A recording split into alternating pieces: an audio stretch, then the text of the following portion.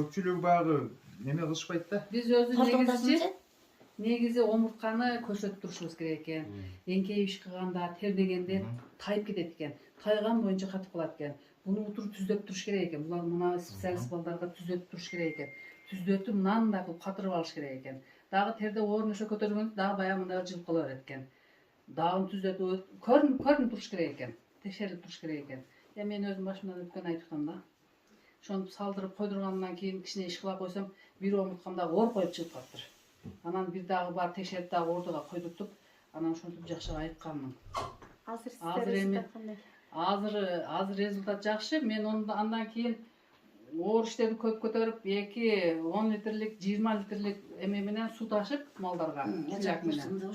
Ошондон кайра козголуп калды.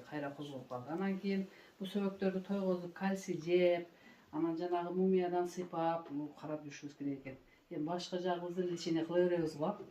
Мына омуртканы, сөбөктү, негизги мына басардай кыйнап атабыз. Тизеси ооругандар баары жок омурткадан экен. Биринчи бел, анан путка берет экен да. Тизеге берет экен, анан путка берет экен. Белибиз ооруп, кыйшайып, анан путубуз ооруп, вообще эле басардай кылат экенбиз. Эми мына балдарды Кудай жеткизди бизге, анан аз да ушундай балдар. Результатын болду азыр ордодо. Эми узакта сыкаят ден барбыр. Сразу алып иштебейт.